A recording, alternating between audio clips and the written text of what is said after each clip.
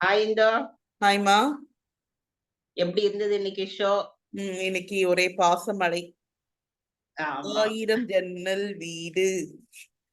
அப்புறம் எல்லாம் எங்கள் வீட்டில் எல்லா நாளும் கார்த்திகை எல்லாம்.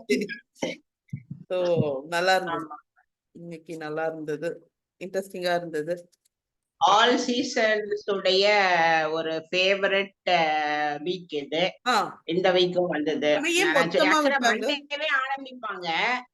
அவங்க பண்ணிக்கிற கலாட்டா எல்லாம் காட்டுவாங்க. லூப் வரும், ஃப்ரீஸ் வரும்.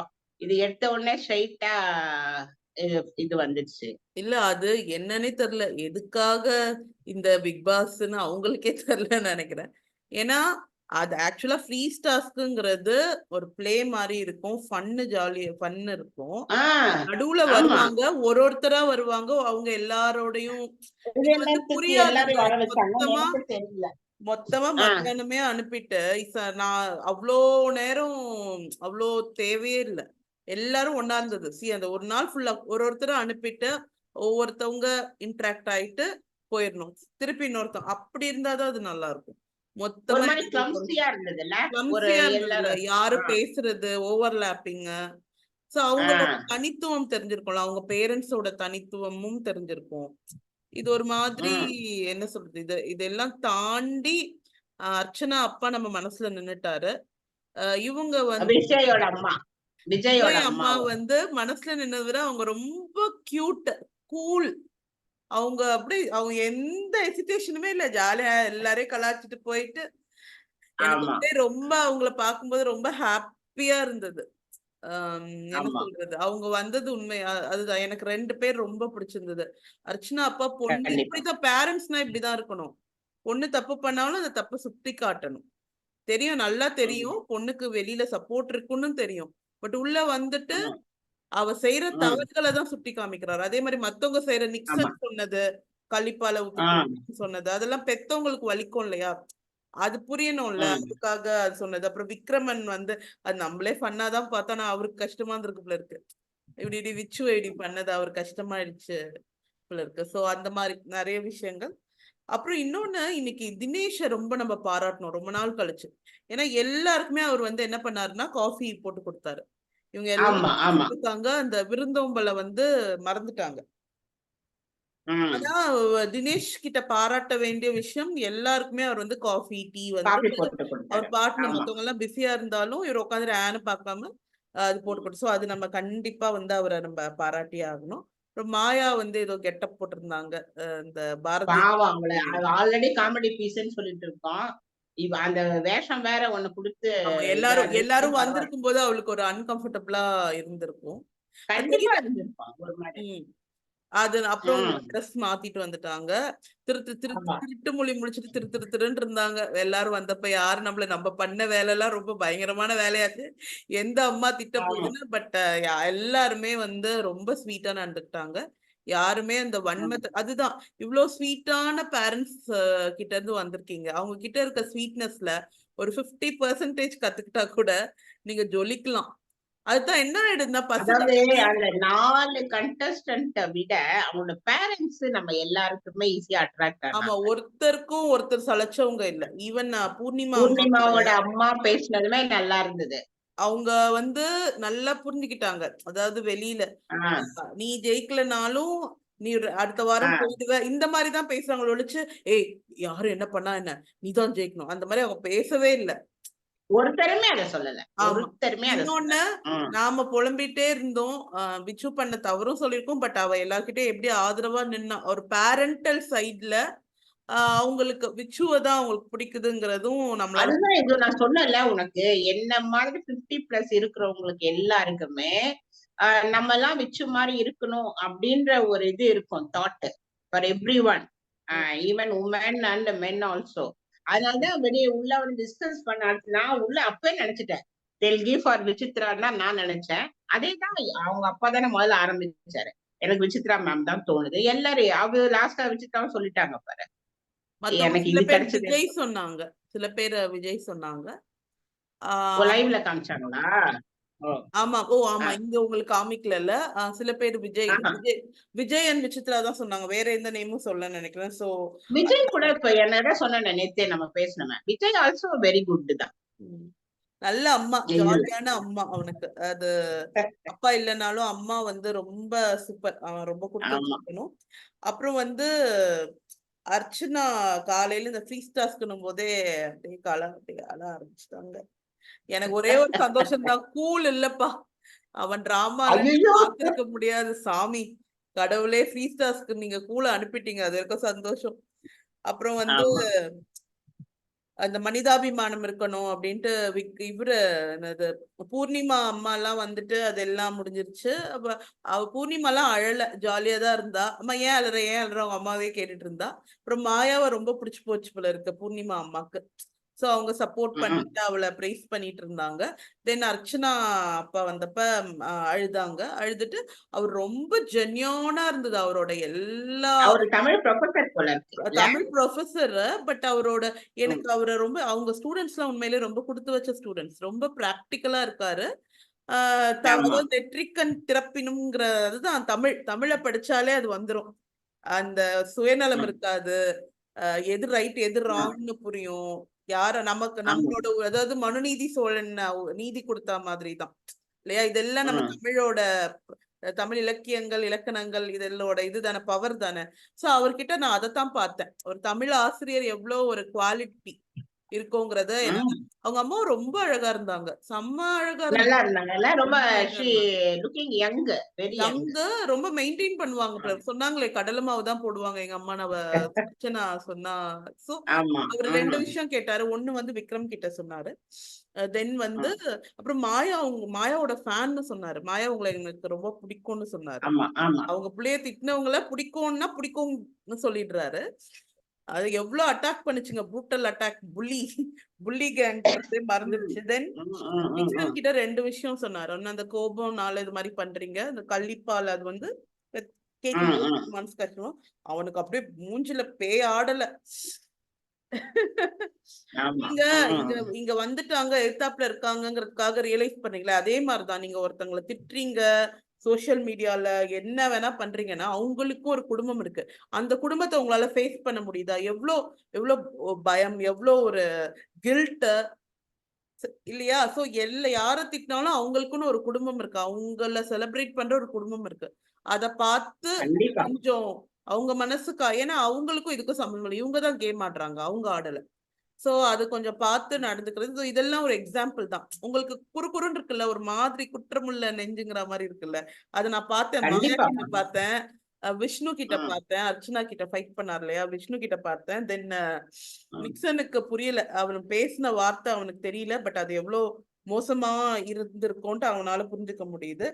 மாயா வந்து காலிலே விழுந்துட்டு, மாயா காலிலே விழுந்துட்டா, அது நல்லா இருந்தது. அப்புறம் இது விக்ரமோட அப்பா வந்தார் இல்லையா, விக்ரம் அப்பாவும் அம்மாவும் அதுக்கப்புறமா வந்தாங்கல்ல.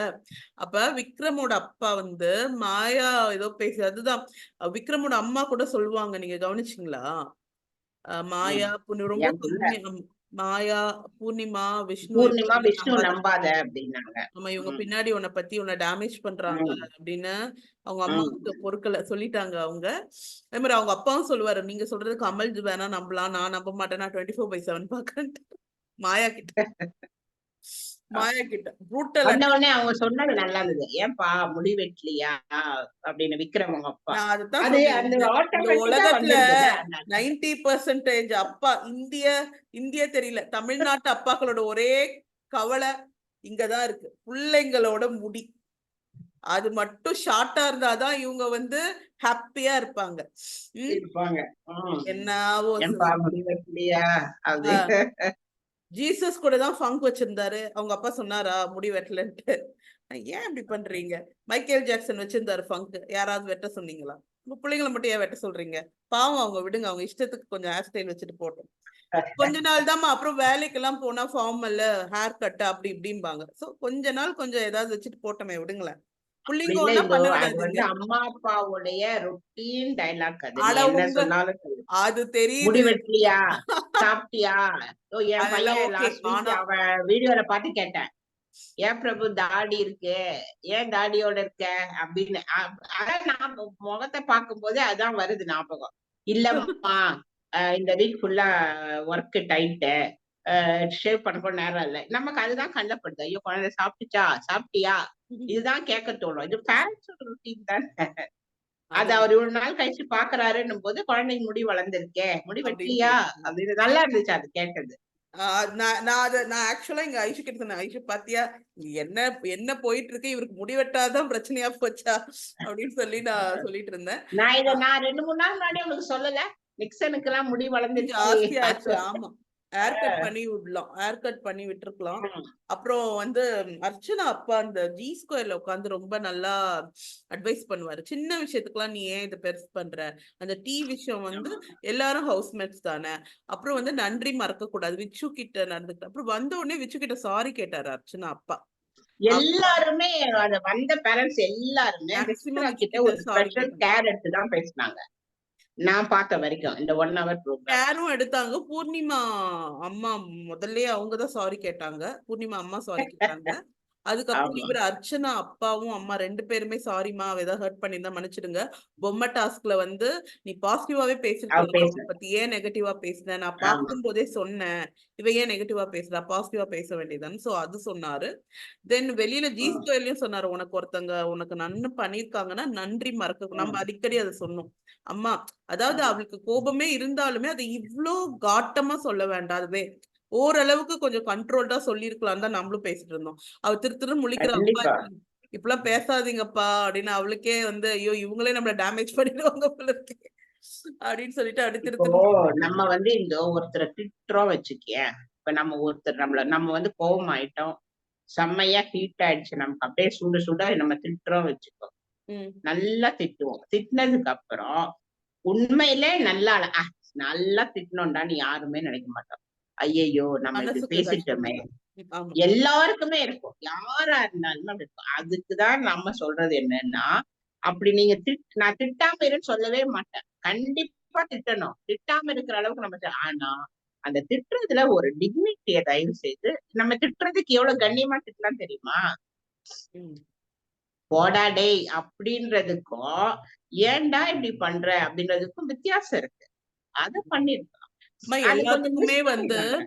கொஞ்சம் வயசு, கொஞ்சம் அடிகள், கொஞ்சம் பக்குவம், இதெல்லாம் இப்ப உங்களோட இதுல நீங்க எவ்வளவு பார்த்திருப்பீங்க. சோ அது வந்து இந்த பிள்ளைங்களுக்கு எல்லாம் கொஞ்சம் டைம் ஆகும், அவங்க அந்த கஷ்டம். இடத்துக்கு வர்றதுக்கு. பட் இது அவங்க திரும்ப சின்ன இது இவங்களுக்கு பசங்களே நல்ல நெறைய ஆப்பர்ச்சுனிட்டி. பேர் இருக்காங்க. மெச்சூர்டா இருக்காங்க. நான் பார்த்த நெறைய பசங்களுக்கு ரொம்ப அதுதான் மெச்சூர் இவங்க பசங்க தானே நம்மளோட இருக்கு. சாம்பிள்.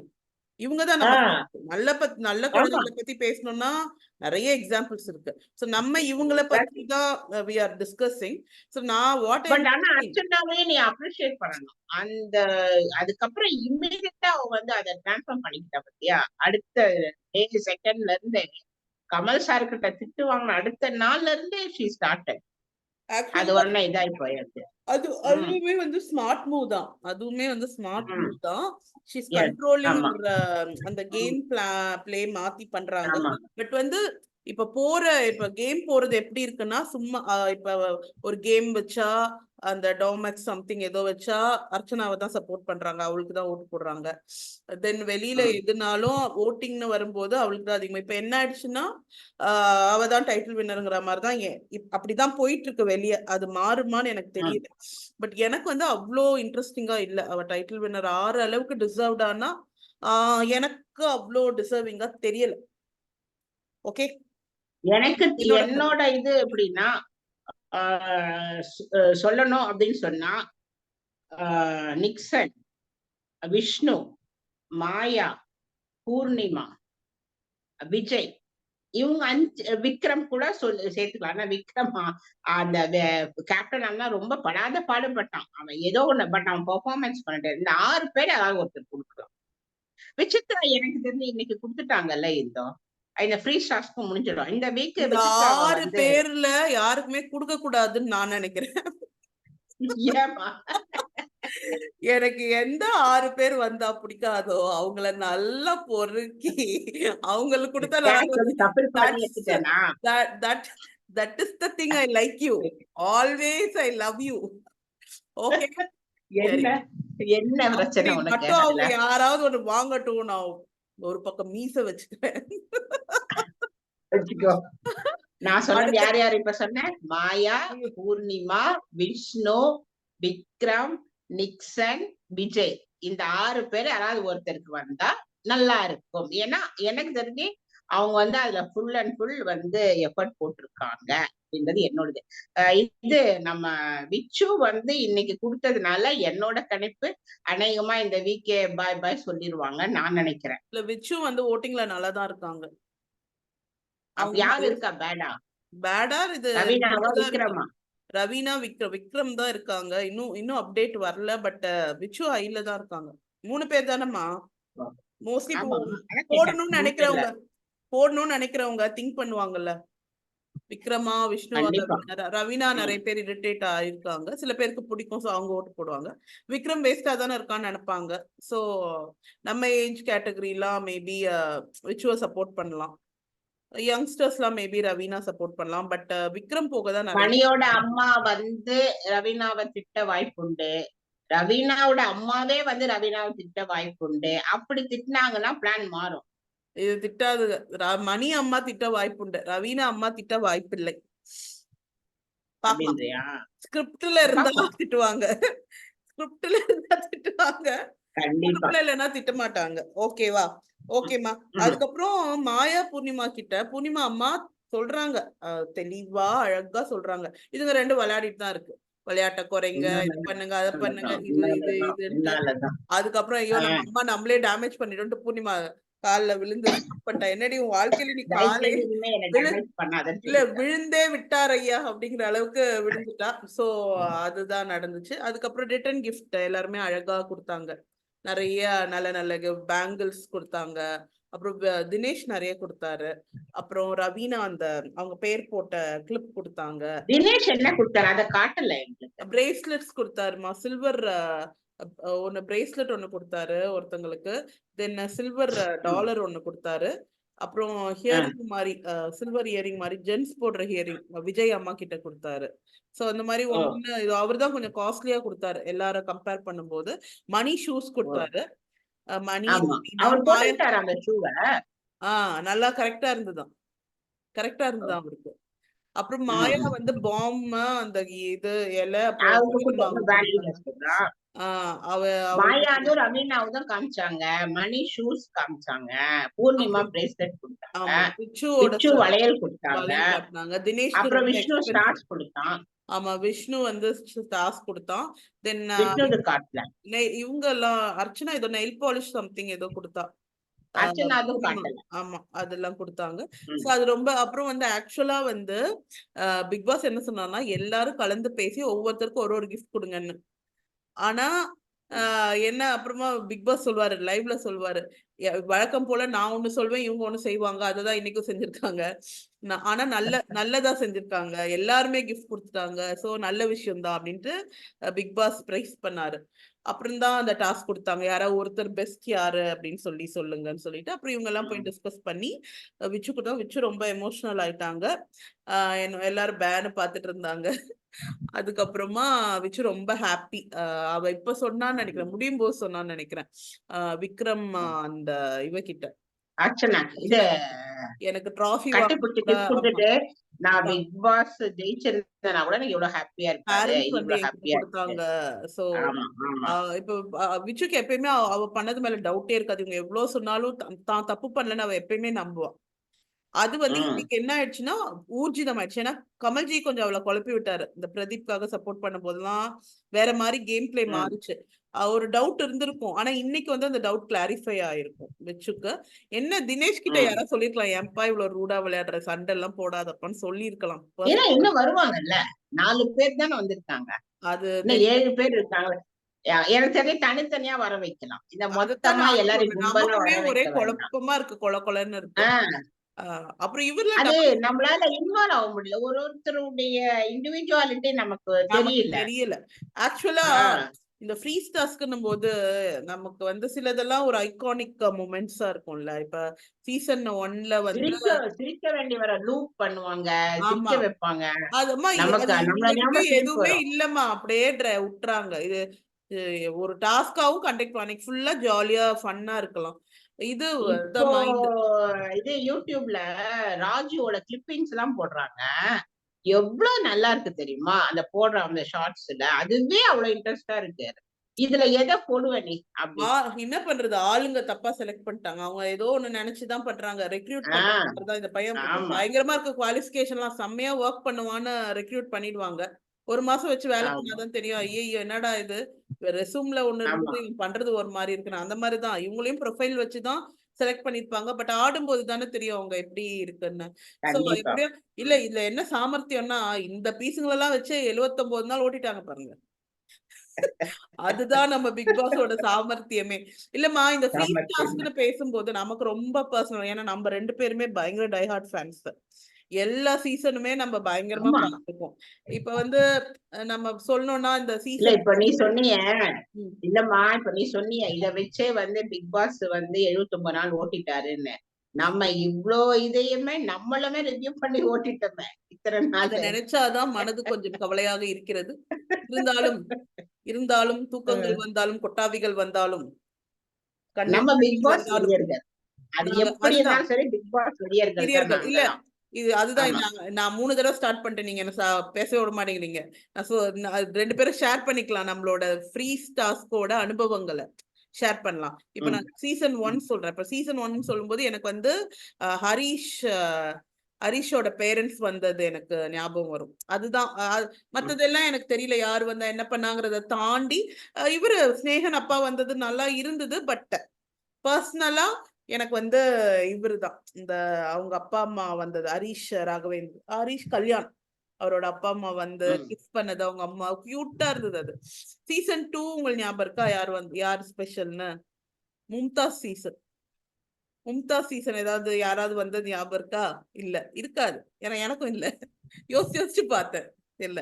Season 3 Kavin season. ஆமா சொல்லுங்க உங்களோட இது சொல்லுங்க, உங்க ஞாபகங்கள் ஏதாவது ஃப்ரீ ஸ்டார்ஸ் பத்தி இருக்கா சொல்லுங்க.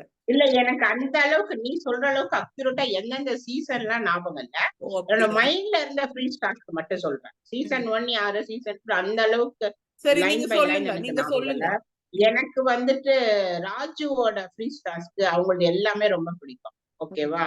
ம். அதுக்கப்புறம் முகின் இருந்தாங்க. முகின், சாண்டி எல்லாம் ஒண்ணா இருந்தால முகினோட இருந்ததா இல்ல. ஆமா உண்மைதான். முகின் சாண்டிலாம். முகின், அப்ப சாண்டி, அவங்க கவின், பண்ண வாசு. கலாட்டா எல்லாமே நல்லா இருக்கும். லூப்னு சொல்லிட்டு நிறைய வாட்டி ஆமா. பண்ணுங்க பசங்க. ம், ம், அவங்களுக்கு நல்லா இருந்தது. அதுக்கப்புறமா வந்துட்டு வேற என்ன அந்த நீ சொன்ன ஃபர்ஸ்ட் சீசன் அதனால ஞாபகம் இருக்கும். ஸ்னேக் என்ன ம், அது எல்லாருமே பண்ணுவாங்க. அப்புறம் லாஸ்ட்லியா அதுவுமே நல்லா இருக்கும். லாஸ்ட்லியா செம்மையா கலாய்ப்பாரு பிக் பாஸ்.